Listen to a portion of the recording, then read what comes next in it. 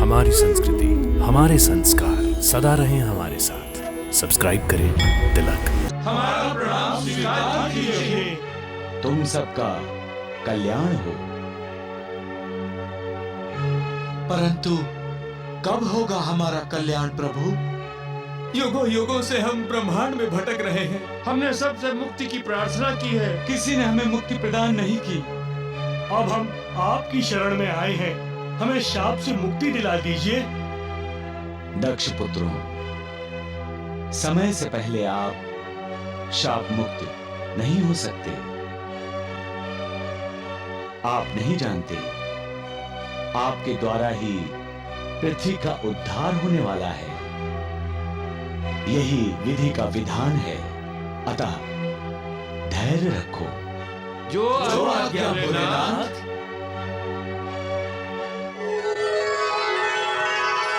हमें मुक्ति दीजिए, हमें मुक्ति दीजिए प्रभु। हमें मुक्ति दीजिए, हमें मुक्ति दीजिए प्रभु। हे महादेव, कौन है ये? इन्हें ब्रह्मांड में बहुत बार भटकते देखा है। बार बार क्षमा मांगते हैं, श्राप से मुक्ति मांगते हैं। इन्हें किसने श्राप दिया है और ये ऐसे ब्रह्मांड में क्यों भटकते हैं? हे महादेवी, एक समय की बात है, सृष्टि निर्माण का समय हुआ था। प्रलय के पश्चात की स्थिति थी। चारों ओर जल ही जल था और परब्रह्म की हुंकार गूंजी।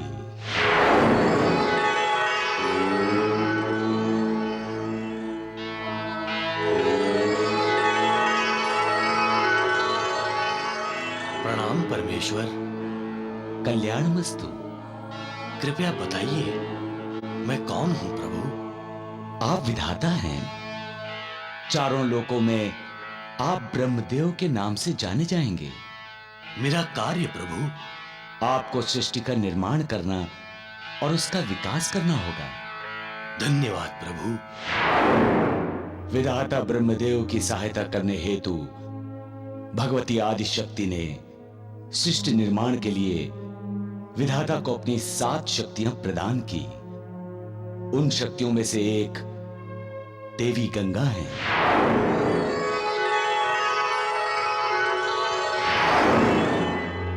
विधाता ब्रह्मदेव ने अपने मानस पुत्र प्रजापति दक्ष, देवर्षि नारद, सनक, स्नंदन आदि ऋषियों की निर्मिति की। परंतु देव ऋषि नारद ने ब्रह्मा जी के सृष्टि निर्माण कार्य में सहयोग देने से इनकार कर दिया। मैं सृष्टि निर्माण के माया मोह में नहीं पड़ना चाहता। मैं तो प्रभु के नाम स्मरण में मगन रहना चाहता हूं। भक्ति और विरक्ति मेरे साधन होंगे और प्रभु की कृपा दृष्टि साध्य। क्षमा कीजिए, मैं सृष्टि निर्माण और विकास कार्य में आपको सहयोग देने में असमर्थ हूं। परमपिता ब्रह्मा जी ने प्रजापति दक्ष को विनती की, तो दक्ष ने विधाता की विनती को आज्ञा मानकर सृष्टि निर्माण हेतु सृष्टि यज्ञ आरंभ किया।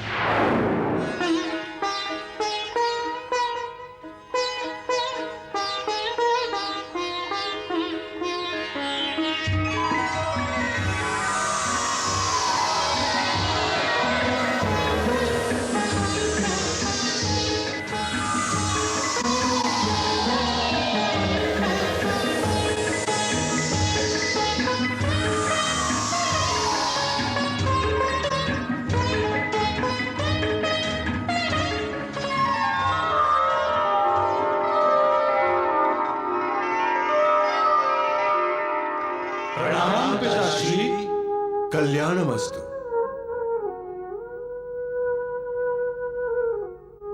पिताश्री, हमारा निर्माण किस हेतु किया गया है? पुत्रों, परमपिता ने सृष्टि निर्माण कार्य का आरंभ किया है। मैंने उन्हें सहयोग देने का वचन दिया है। उसी कार्य के लिए आप सबकी निर्मिति की गई है। सृष्टि निर्माण का कार्य किसी अकेले का कार्य नहीं है।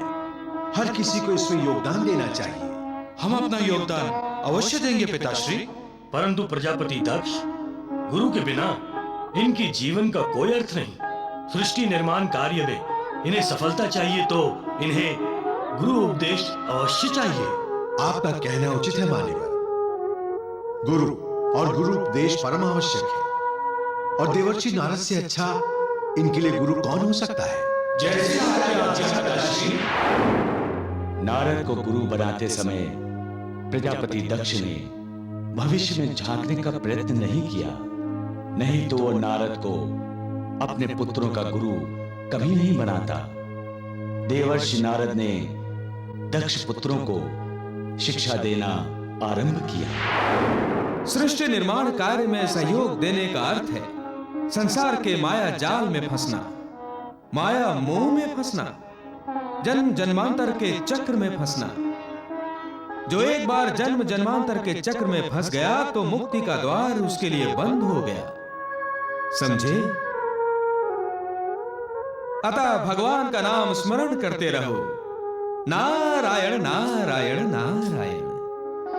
अपना कल्याण चाहते हो तो निवृत्त मार्ग स्वीकार करो और मुक्त हो जाओ जन्म जन्मांतर के चक्र से। नारायण नारायण नारायण नारायण। गुरुदेव, आपकी आज्ञा का पालन होगा।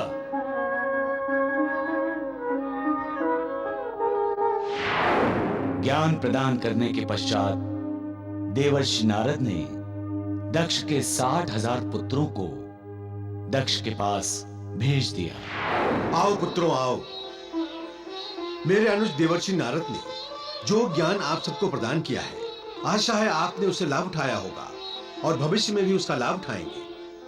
आओ अब सृष्टि निर्माण कार्य में मेरा साथ दो।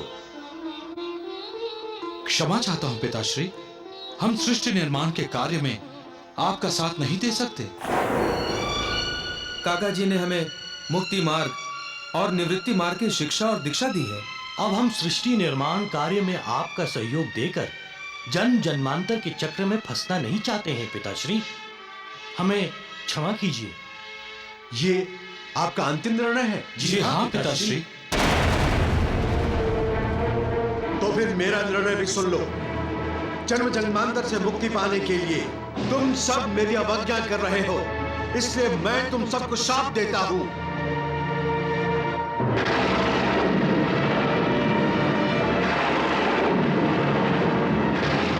नारायण नारायण नारायण। क्षमा कीजिए पिताश्री, क्षमा कीजिए। तुम सभी युगों युगों तक जन्म जन्मांतर के चक्र में भटकते रहोगे।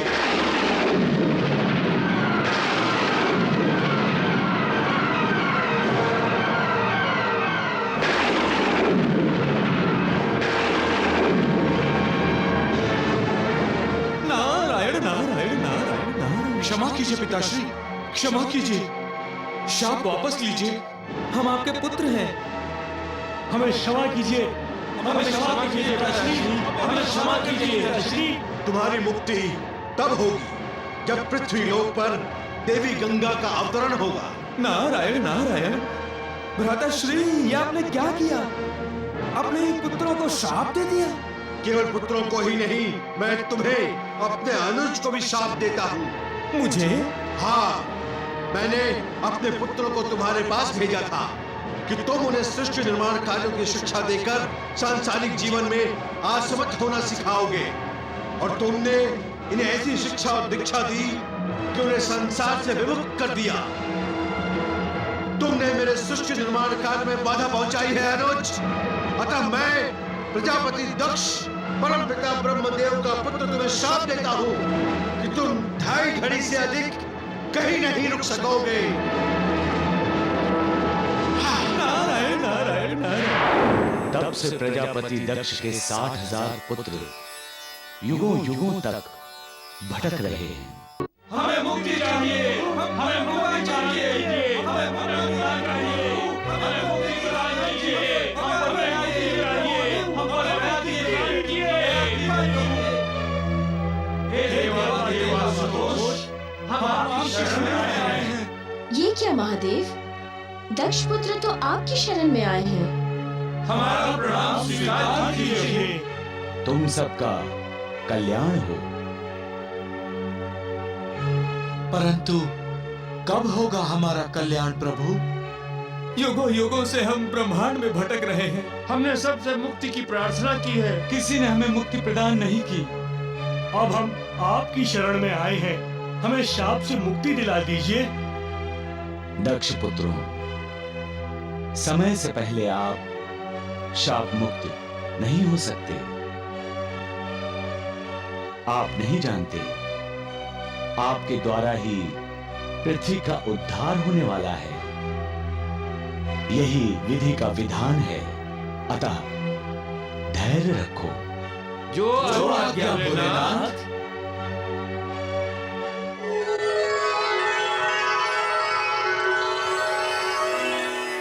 हे महादेव, क्या आप दक्ष पुत्रों को प्रजापति दक्ष के मिले श्राप से मुक्त नहीं करा सकते थे? अवश्य करा सकता था भगवती, परंतु उन्हें श्राप से मुक्ति मिलते ही पृथ्वी लोकवासी गंगा अवतरण से वंचित रह जाते। इसका अर्थ है दीदी के पृथ्वीलोक पर अवतरण के लिए ये दक्ष पुत्रों को माध्यम बनाया है। हाँ महादेवी, दक्ष पुत्रों ने भले ही इनकार कर दिया, परंतु प्रजापति दक्ष ने शाप द्वारा उन्हें सृष्टि विकास कार्य से जोड़ दिया। तब तो दक्ष पुत्रों को मिला ये श्राप पृथ्वी लोक के विकास के लिए वरदान है। प्रभु की लीला अगाध है महादेव।